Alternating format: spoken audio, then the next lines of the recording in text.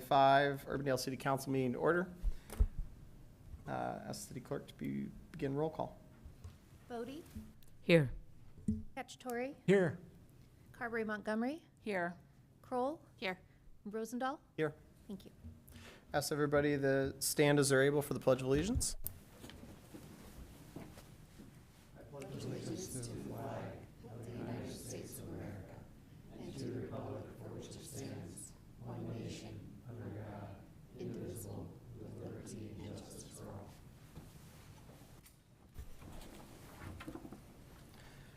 Urbandale is a national leader in character counts, endeavoring at all times to promote and model the principles of trustworthiness, respect, responsibility, fairness, caring, and citizenship. In conducting tonight's meeting, we expect that all participants will act in a respectful manner consistent with these principles. Do we have a motion to approve the agenda? So moved. Second. Motion by Kroll, second by Carberry Montgomery. Any discussion? Please vote.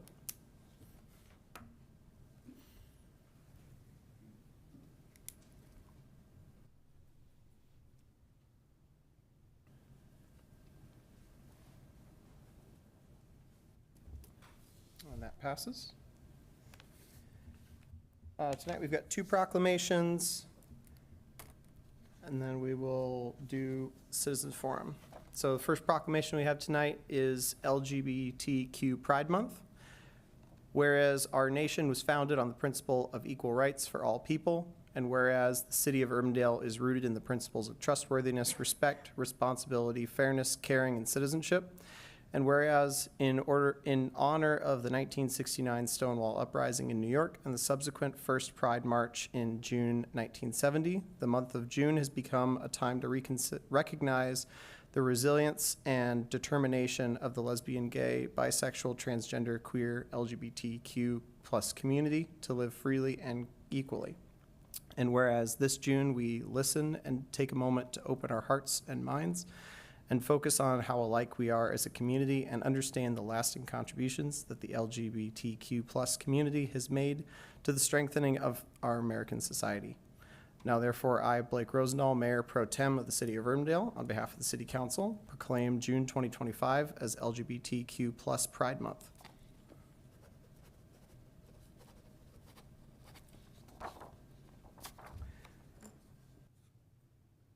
We have a second proclamation for Caribbean American Heritage Month. Whereas the month of June is recognized as National Caribbean American Heritage Month, a time to celebrate the rich cultural heritage, traditions, and contributions of Caribbean Americans in our community, state, and nation. Whereas Caribbean Americans have played a significant role in shaping the cultural fabric of the United States, contributing to the diversity and vibrancy of our nation. Whereas this observance provides an opportunity to honor the achievements and traditions of Caribbean Americans, fostering understanding and appreciation for their heritage. Now, therefore, I, Blake Rosendahl, Mayor Pro Tem of the City of Urbandale, on behalf of the City Council, proclaim June 2025 as Caribbean American Heritage Month in the City of Urbandale.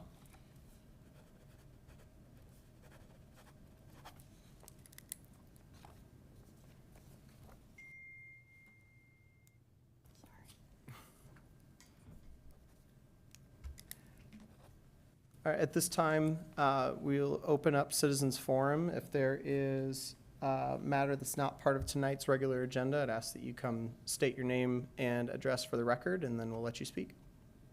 So you can go ahead, you got your slides queued up. Hello, my name is Ian Fefchek Robinson, and I live at 4231 126th Street in Urbandale. And to begin here, I just want to first ask everybody in this room, show of hands, who here's from Iowa? Born and raised. Awesome, wonderful. And of those people, who has lived in Urbandale their whole lives? Awesome. My final question, and the one that really is going to be the subject matter of what I'm bringing up today, who has seen an actual wild native Iowan tall grass prairie in person? Few hands. Wonderful. So, as I talk about what I am proposing today, I just ask that you conjure up and remember those ideas of seeing the prairie in whatever time period you did, all of its vibrant hues and mesmerizing colors, and just the energy in which that prairie existed. I live in the Days Run Park area, and one of the things in the Days Run Park area is the Timberline East open space. It's a huge expanse of grass that is just turf grass right now, and I stand before you to propose that we take a portion of that section and rewild it, turn it back into prairie. And I have some slides, well, not really slides, they're just pictures, that I took today, and that's what really prompted my feelings towards this. So I'm not sure exactly how to get the slides to... Oh, awesome. So some of these pictures today that you can see, if possible, this is my backyard.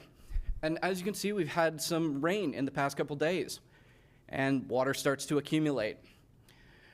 This is another shot of my backyard, and you can see in the center of that picture, there is water accumulation. Here's a picture of part of the Timberline East open space, and as I move through, what I would like you to focus on is really the difference between what turf grass looks like compared to some of the other pictures later that I will show. So you can see that this is a concrete man-made drainage basin, and in my own lifetime, I have seen this entire area completely flood. When I was younger in 2008 and we had horrible, horrible floods, all of the neighborhood kids and I put on our swimsuits and started swimming in the water. It was that deep and that flooded. You can see the standing water sitting next to these drainage basins. And here's another lovely shot of the Timberline East open space. As you see, it is just a sea of green, regular turf grass. It's unproductive, and it's not really doing a whole lot for us. Let's see here. I'll skip ahead a little bit. So here's where I want to show the dichotomy between these two options. Moving forward, you can see on the left side the turf grass, and you can see the standing water sitting inside of it. And on the right side, you can see what is ostensibly unkempt lawn. This is just part of nature that has decided to exist in a space where nobody has messed with it. Moving forward, you can see that there is no way in which floodwaters can continue to damage homes when you have this natural barrier that the environment has already given us. It's already perfected it. So as you look at some of these images, I want to really point out the dichotomy between what we can have and what we have right now. And I implore you to consider the incredible and truly indescribable feeling of walking through a real Iowa prairie in the spring. It's incredible, and I think that everybody in Urbandale should have that opportunity. We are uniquely Urbandale, right? And what makes us unique? Part of it is our dedication to our history, both anthropological and ecological. And what a better way to honor that than to attempt to rewild some of these areas so that not only our children, but our children's children may see the marvelous splendor that is a tall grass prairie in the spring. Additionally, it's really convenient because it's across the street from Living History Farms. So, as we try and rewild in whatever ways we can, we are creating new spaces for things that have been pushed out of our communities. It also gives us a level of climate resiliency. As you can see in just the pictures that I've shown today from the rain that we have had, there are people who have their backyards flooded. And if we have robust ecosystems that can take that deposition of water, people won't lose things when it does rain way more than we're used to. People won't lose peace of mind worrying about whether or not their basement gets flooded. And my last thing that I will touch upon as I go through some of these, for those of you who've been in Iowa your whole life, you must remember, as a child, going out and seeing monarch butterflies flying around. They're incredible, but we don't see them that much anymore because Iowa is a critical flyover state for their migration. And as the prairie has been replaced with other, whatever, doesn't matter what it's been replaced with, those insects have lost their habitat. And so I've aptly worn an insect tie, so I hope that you don't mind that I spelled subtle in all caps. Thank you so much for your time and your attention. I greatly appreciate it, and I've left my information for anybody who wishes to reach out about this project. So thank you so much. Thank you. Is there anybody else who would like to speak in public forum tonight? All right, hearing none, move on to the next item. We have a motion to approve the minutes of the May 20 regular city council meeting. So moved. Second. Motion by Carberry Montgomery, second by Kroll. Any discussion? Otherwise, vote.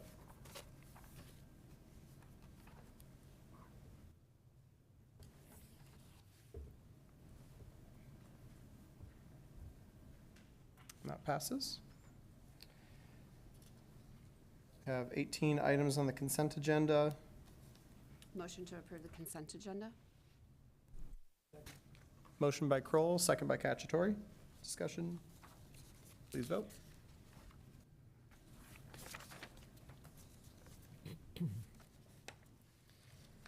I just wanted to comment that I really appreciated the work that everyone did on the storm drain disconnection. I don't have the right words, but you know what I'm talking about. That thing. Storm footing disconnect. Thank you. 6.3. Yes, I really appreciate the work that we did on that to continue to move us forward on that program. Next item on the agenda we have is a public hearing for consideration of bids for the Urbandale Shelter and Restoration Improvements Project. Introducing this tonight is, sorry, Jan, hang on. Public notice was published for this on the May 16, 2025 Des Moines Register. Ask that any objections to that notice is published. There were none. Do we have a motion to open the public hearing? So move. Second. Motion by Bodie? Bodie, second by Kroll. Any discussion? Please vote.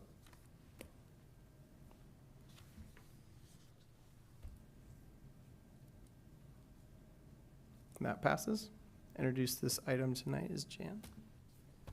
Mr. Mayor Pro Tem, members of the council, before you tonight, we'll present the bids for the Urbandale Shelter and Restroom Improvement Projects. So these are pictures of the current shelter and restroom. And this project at Walker Johnson Shelter includes the demolition of the current shelter. The new shelter will consist of 3 ADA compliant restrooms, a covered shelter. It does have includes adult changing table in the large restroom, and it includes large storage room for summer camps and mechanical area. I think previous meeting, you saw some of the sketches of the what the shelter and restroom would look like. And if you're interested, pretty small print, but we wanted to provide the layout plans there. This project does include a path, a paved path, and we did bring it up to the parking lot by the police station where the handicapped accessible parking spots are. So that is part of this project as well. For the Dunlop Arboretum, it includes a single ADA compliant restroom with the adjacent seating area, and it's located, this is the Bishop Shelter, this is just off the parking lot. So bids, and again, both projects were bids together, and 7 companies submitted bids. Henkel Construction was the low bid at $847,000. And based on this review, it's recommended that you approve the low bid from Henkel Construction in the amount of $847,000. It's $17,000 more than the architect's estimate of $830,000. We did provide for a spring 2026 completion time. As you know from a lot of previous projects, the more time you give a company, hopefully the bids will come in better. So we are happy to answer any questions you have.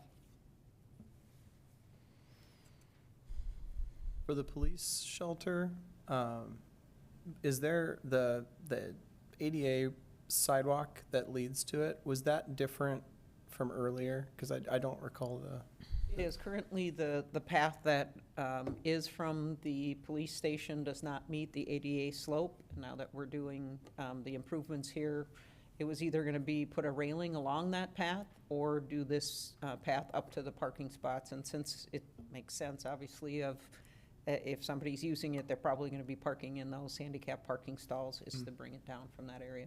sounds good. Anybody else have any questions? All right, this item is open for public hearing, so is anybody looking to speak on this topic?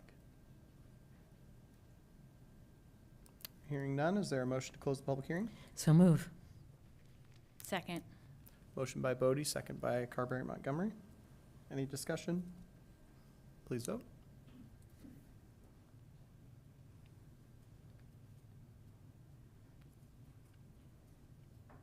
And that passes.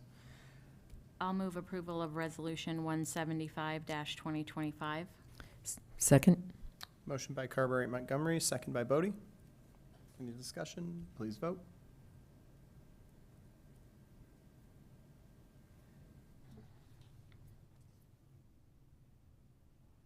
That passes. Move approval of Resolution 176-2025. Second. Motion by Carberry Montgomery, second by Bodie. Any discussion? Please vote.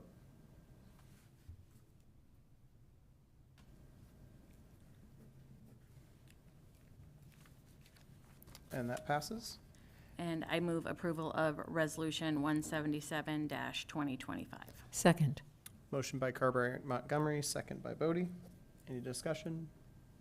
Please vote.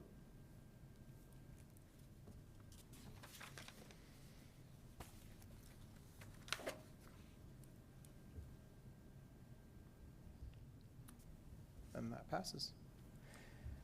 Moving on to our regular agenda items. Item 8.1, the Urban State Traffic Engineering Program and Iowa Clean Air Attainment Program agreements for US 6 Highway, US 6 Hickman Road interchange. I believe we have John Larson for any questions, if there are any. If not, I'll entertain a motion for the two. Move Resolution 186, 2025. Second? Motion by Bodie, second by Kroll. Any discussion? Please vote.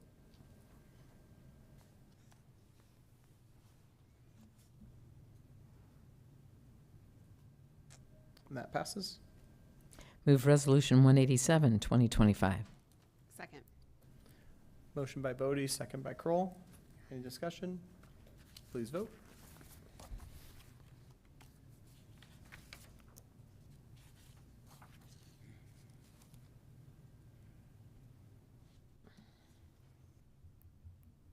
And that passes. All right, moving on to item 8.2, and I think these items are bundled together, so Aaron, I'll hand it over to you to have some conversation. Great, thank you, Mayor Pro Tem. I'm glad Jan was first, because I would have just instantly said mayor. And City Council, Aaron DeYoung, the Economic Development Director. You just called yourself mayor, I think, or no? I would have just said, hey, mayor, but no, you don't want me to be mayor. Thank you for the time and the opportunity to present these two purchase agreements or potential purchase agreements to you. This is to get the, in going through the downtown master planning process, we're seeing some really key opportunities to acquire property to get the things moving, particularly in the big node or the big block in the master planning effort. And so seeing those and having some pretty good discussions related to these properties and getting the big node working, staff, we began negotiations with a couple property owners to start to get that public space set for the future of the big node and downtown Urbandale, because we saw that as a key element in the master planning effort to get going. And up here on the screen are those two purchases. First in the, guys, go with the agenda order is a 14,000 square foot parking lot, which is the SNC Autos back lot, which is in blue on the screen. And then the second purchase on the agenda is 7015 and through 7025 Douglas Avenue. This is the Big Sky Bread building, the former Dairy Queen building, and then the parking lot behind it, which is lassoed in red here on the screen.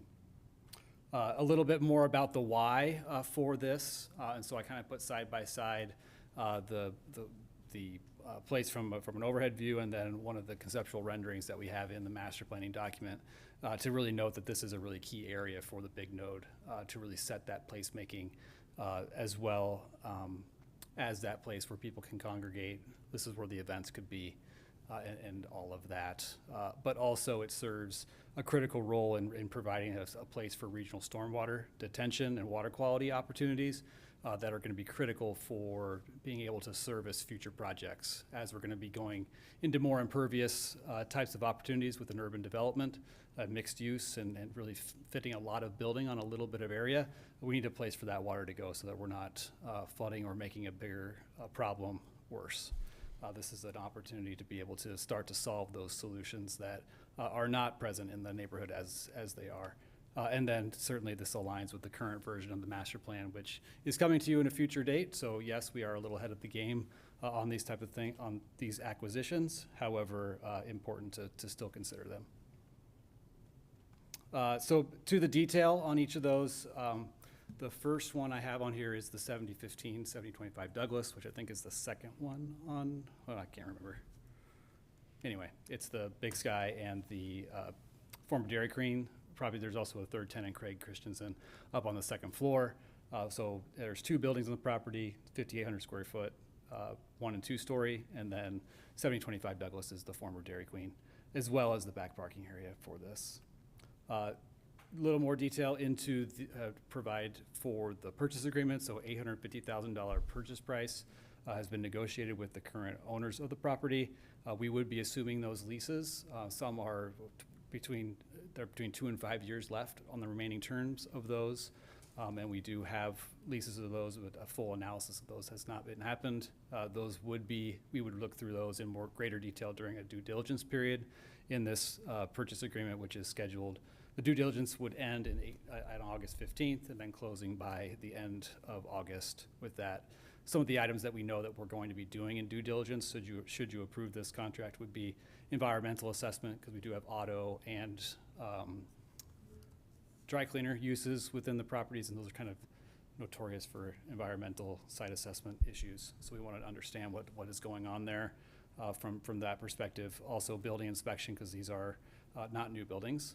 Also the lease review, as I mentioned, and then a commercial appraisal to understand from a market standpoint what value is on these from a commercial appraiser's perspective.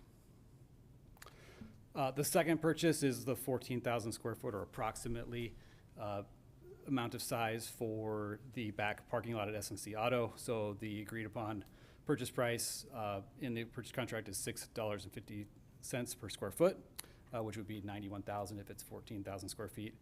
We would need to do a plat of survey to understand the current boundaries of it.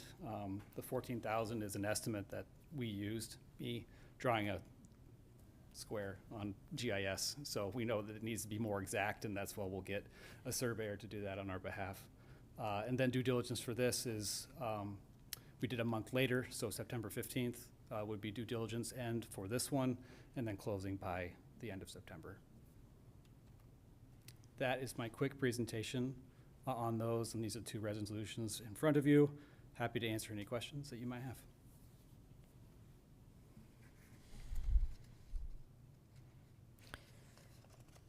Okay, I'll bite. So this is before us, before we actually approve the plan. Correct. What happens if, God forbid, we didn't approve the plan? Yes, not approving the plan would put a lot of work in question.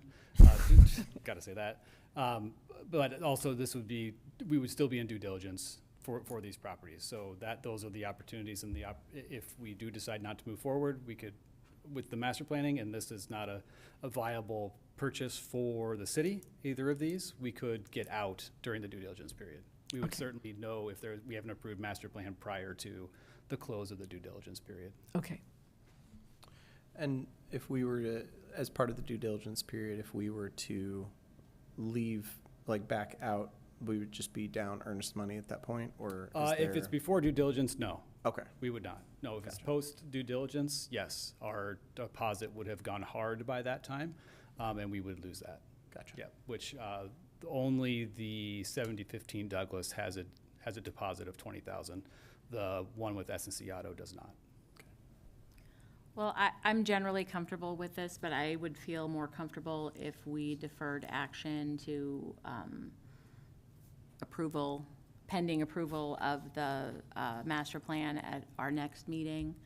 So I guess I would like to make a motion to defer action on this matter to the July 1 meeting to ensure that everything goes according to plan with the approval of the downtown Urbandale master plan. Would deferment cause any problems on your end? We would need to renegotiate all the due diligence periods at a minimum with that. So, I do have professionals lined up for all of the due diligence stuff to go. They're expecting a call from me tomorrow. But those would be some of the items too. It would open up the negotiations of the purchase agreement again. So I have not had conversations with the sellers related to that. So I wouldn't know if there are other issues that pop up from their perspective. I would say, given the fact that we would be in a due diligence period and would have until August 15th to make a change, I guess I'm not sure if it's worth holding off if it's going to cause undue stress. I mean, as long as it's real clear that if for some reason we were not to move forward with the plan, we can get out of this with no cost other than your time. Is that correct? Yeah. Yes, we would need to make sure it's clear from the seller's perspectives that,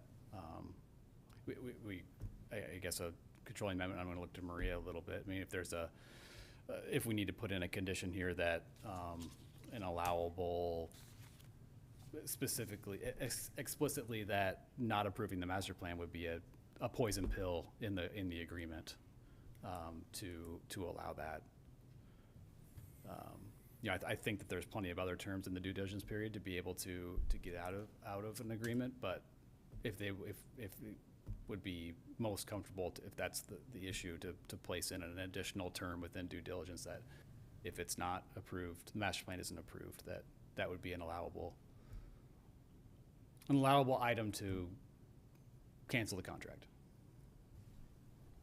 Is that something that can be fit into a current condition that's in the purchase agreement as I presented? think it's in there, however, to be explicit is always the best.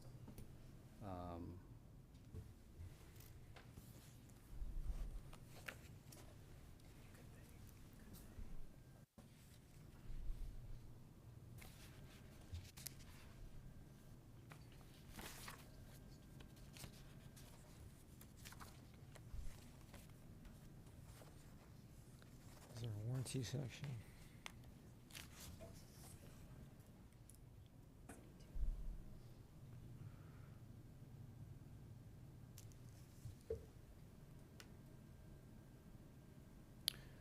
Aaron, was there specific reasoning for the tenant conversations being after the purchase agreement negotiation? Yes, it's common practice to be talking only with the seller related to those. Talking with the tenant that's potentially seeing a change can create undue stress on those tenants. If a sale is being considered by somebody, it causes alarm. So we didn't in this standpoint. I just feel strongly that us approving this prior to approving the plan is a precedent that I don't feel comfortable setting. So, like I said, I believe we will pass the Douglas, or the downtown Urbandale plan, and I believe we will approve these, but I think that approving them before we approve the plan sets a precedent that I'm not comfortable with. Aaron, you, was the basis of my proposed potential action. Yeah. Aaron, you had mentioned that the purchase price could be reopened if we defer. Is that correct? It would be an opportunity. I mean, we have signed agreements on this one from the seller's side, so I'm not expecting it, but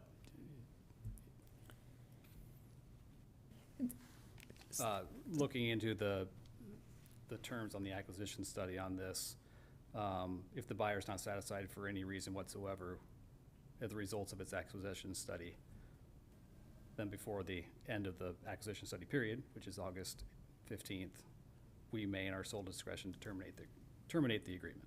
Which section is that? That's 9A, about 10 lines in. So as part of the acquisition study, it could be that the plan doesn't align with the purchase anymore, Yep, basically. Okay. that's how I read it. How do the attorneys read it? Are the sellers relying upon the sale? I mean, I don't want to be in a position where we get sued because they thought this was a done deal and for whatever reason in our due diligence period or. No, Yeah. I've been very clear with them that, council approves these contracts. Aaron doesn't approve these contracts. Yeah. No, I understand that. So whether they have done reliance, I don't know Okay, if they Alright. have. okay.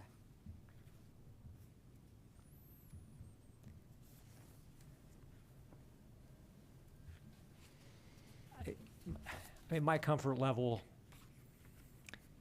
is not as high as I would like it to be. And the optics of it seem a little bit off to me. Because I assume people could still, or constituents could still weigh in on the downtown master plan. I don't anticipate that there's gonna be any problem passing that, but I just hate to make those kinds of assumptions. And, but I don't want to get in the way of this. And by the way, I don't want to do anything to dampen the speed with which we're moving on this and the enthusiasm we have for moving it forward. I applaud that. I'm happy that, we've engaged the sellers and negotiated purchase price. I just think the cart's a little bit ahead of the horse at this point. And I'm kind of extra cautious when it comes to contractual matters, so that's where I stand. I have a similar concern, but I'm also concerned about reopening negotiations and making things potentially more expensive. This is just an awkward spot to be in. I certainly hope in the future we do put the horse before the cart, which we did not do here. I'm very interested in what Maria thinks, how solid we would be legally if to get out of things without getting in trouble with the folks we did the negotiating with and not costing us any real resources if the currently not really thinkable happened and we did not end up approving the plan. So if the question is, could council approve these agreements with a special condition that's not currently expressly within this agreement, council certainly could take that action. To me, it sounds like that would be a material condition to council, and that's, as I read the agreement, I don't see that as a material condition within the agreements. So if the sellers disagreed with that condition, we would have to handle that at a later date if the plan was not approved. So that is a risk, but certainly it's an option for council to weigh.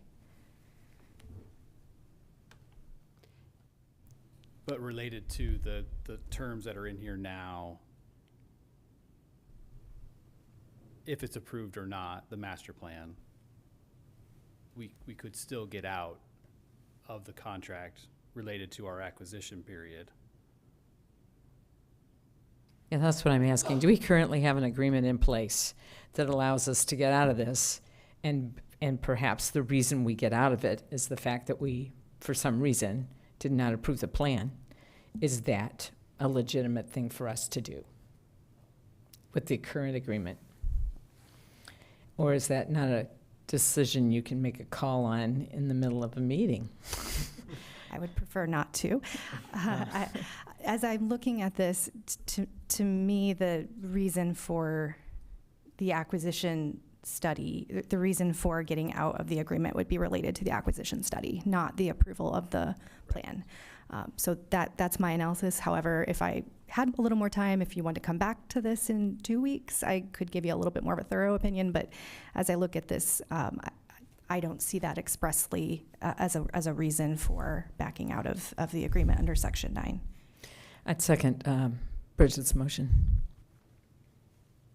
Aaron, what does the acquisition study consist of? Well, what we are planning to do is building inspection from a third party, commercial appraisal, lease analysis, and then environmental assessment. All right, and so under Section 9, we'd have to be, if we were dissatisfied for any reason with the acquisition study, then we could get out of this. But I not would be, that's not necessarily. environmental alone, I'd be surprised if it gets a clean bill of health with this. There will be some issue in the environmental assessment. Which would give us a hook. At least that one, Okay. yes. All Commercial appraisal could be too high. The building inspection, there will be issues with the building, Okay. absolutely. But that Section 9, as I read it, doesn't allow us to, it does not impose the condition that if the master plan is not approved, that's a reason to not be satisfied with regard to the acquisition study, if that makes sense. Right, yeah, it doesn't, yep, All right. I agree. So we do have a motion and a second. We do have a motion and a second right now. I would imagine we could still discuss if there's any discussion items. Otherwise, I think we probably need to take action on that motion. One last question related to that motion. We would have to continue the acquisition study until we found a reason to not continue with the agreement, even if we had disapproved the plan. Am I right? Say again? Yes. Yeah, I think I'm right. Never mind. I'm pretty sure I'm right. I concur. Yeah, thanks.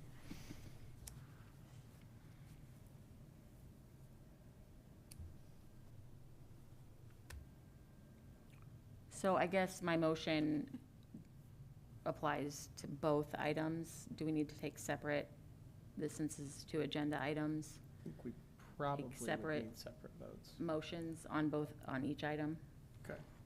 So we have a motion from Carberry and Montgomery, a second from Bodie on deferring to a date certain To July 1. to July 1. Okay. Any just further discussion before we take an action?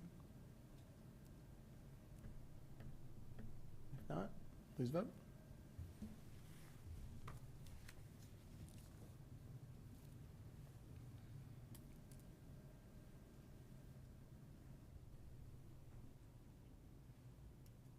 All right, that passes.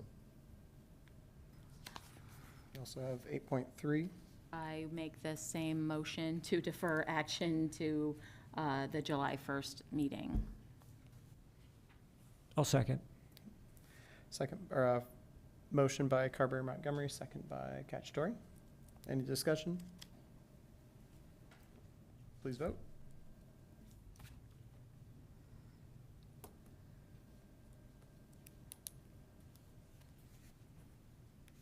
And that passes. Thank you for the work on this, Aaron. We appreciate it. Number 9 is city manager's report. Not tonight. Item 10 is mayor and council items. Amy, you want to kick us off? I don't believe I have anything. Yeah, I'm not seeing anything. All right. Joe? Same. No news is good news. Bridget? Put it all on my shoulders then. Yeah. I was able to attend, I think you were too, although we missed each other, a great summer reading kickoff at the library last week. Beautiful weather, and I just love when we can get our community together. Then we had the Lions Club, went through 300 snow cones in a very quick succession that allowed my daughters not to get any, but they got some popcorn, so they were happy. Something I haven't brought up in a while is the tremendous success of our high school athletic programs throughout the community, the many districts that we serve. You know, I'm partial to the Waukee School District, who has had won the girls' state track tournament and the girls' tennis title, I think just yesterday. I know a lot of our schools are participating in the boys and girls state track soccer, as I'm looking directly at Amy, this week. So I just want to take the opportunity to congratulate all of our schools on their success and their recent graduates. It's a big deal for a lot of kids. So I had one question before I get to a DART update, and this is for John. Urbandale has completed its portion of the trail project on along Walnut Creek in the vicinity of 156th Street. It appears that Clive maybe has stalled out a little bit. Do you have any idea what's going on there?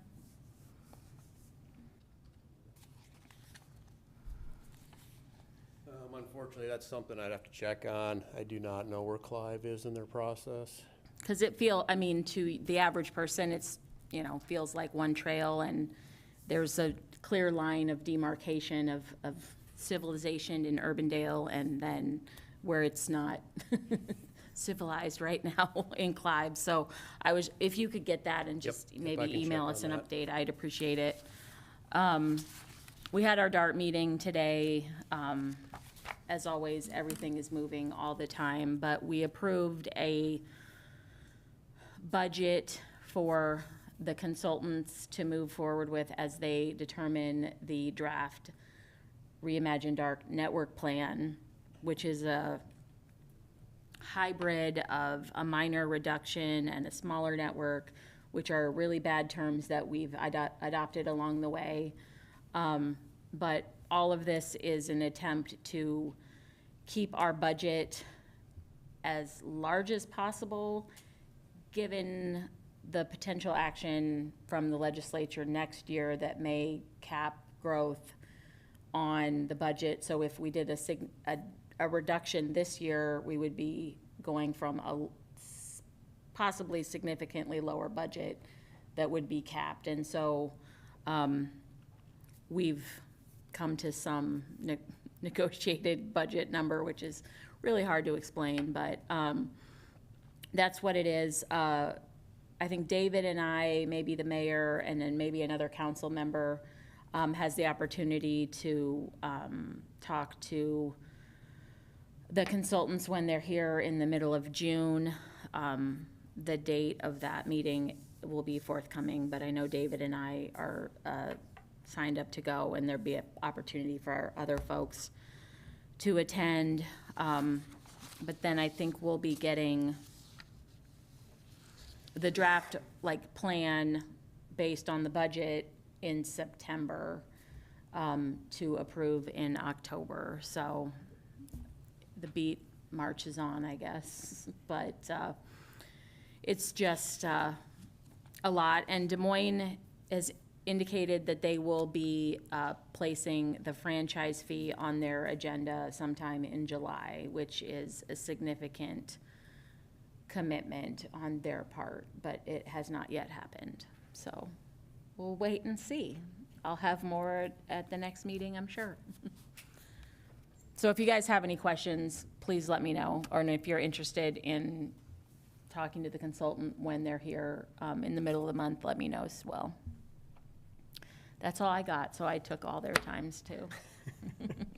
Pat? I'll just report that I think it's June 11th is Iconic Riverfest And so it's kind of a kickoff of river cleanup from Icon Water Trails program. And Jan, am I correct? We're probably going to have a site here, right? So as many of us who can participate in that, I do have to take Jack to tennis somewhere in the middle of it. But other than that, try and be around for that. And David, I'm not sure when it is, but I believe we are going to be booked for a lunch and learn for the Watershed Management Authority folks with Walnut Creek to come and make a presentation about the strategic plan. And I don't know exactly when that is. There's a placeholder on there. John, do you remember the date? We had tentatively put it in the September one, but we have heard from Polk County they're not available, so we need to work on which other meeting will work. Okay. All right, thanks. Yep. That's it. Just a couple items I have. I've got my Bravo meeting on June 18, so I'll report out on some of the things that are happening there. As a beneficiary of the library today, when the electricity went out along Patricia Drive, just want to give a big shout out to a building that keeps electricity when my house doesn't have electricity. I think I'm 4 for 4 at this point for having internet and being able to continue working. So big shout out to the library on that. Wanted to ask about the Bravo Passport to Culture grant. See if there's do we have something lined up for this fiscal year, or is it something that's like a next fiscal year type of deal? I don't know the answer to that, but Jan looks like she may know the answer to that. Got the mic. Yes, last summer, our rec programs took advantage of it. This summer, we will be as well. Okay, sweet. Thank you. And then there was a really great grand opening at the View. A huge shout out to Pat and Bridget and Joe for being there. And sorry that I didn't specifically call you out at that meeting. But thank you for being there. It was very cool to go see the different unit, or the show unit they had on display, and get to hear from everybody involved in the project too. So it was a very good opening. And I do know, and Curtis might, I can't see over the monitors. He's not here. In Costa Rica. Oh. I believe there's some good communication going with primary health care, and, Awesome. and Curtis has been really instrumental in making sure that happens, which is fantastic. Excellent. I should also mention too, the Metro Advisory Council is going to be doing another strategic plan meeting on Tuesday, June 10th at the library here. We have 3 hours set aside for that next Tuesday. And then we do one for Human Services strategic plan on June 12th. So it's going to be a whole lot of strategic planning next week. So MAC is doing a strategic planning meeting, Yeah. and the other thing is the Urbandale. Urbandale's Human Okay. Services. We're doing a longer, elongated meeting to get you some information on where do we go from here. So that will be coming soon. Excellent. Like the report on that would be soon, or the meeting specifically? The meeting is next Thursday, and then we're laying out a plan for those work groups to move ideas and strategies forward. Sounds good. Anything else? I just wanted to mention, you talked about the Bravo Passport, which reminded me about the other passport program that has been down at the library, It's back which up. is back up again, and that is really great news, because I think it's an incredible program that's available through most of the metro libraries, where you can basically check out admission to the zoo or the science center, Ryman Gardens, Botanical Center. So I'm not exactly sure all of them, but it's an incredibly generous program that costs, I'm sure we pay for it, but the patrons, nothing to go to visit these events. You just check it out like a book for the date that you want, so. And that was down because of the back-end provider stopped providing, so. Yeah. So those are available again through the library's website. Excellent. No further items. We do have a closed session. So do we have a motion to enter closed session pursuant Iowa Code 21.51C? So move. I'll second. Motion by Bodie, second by Cacciatore. Any discussion? Please vote.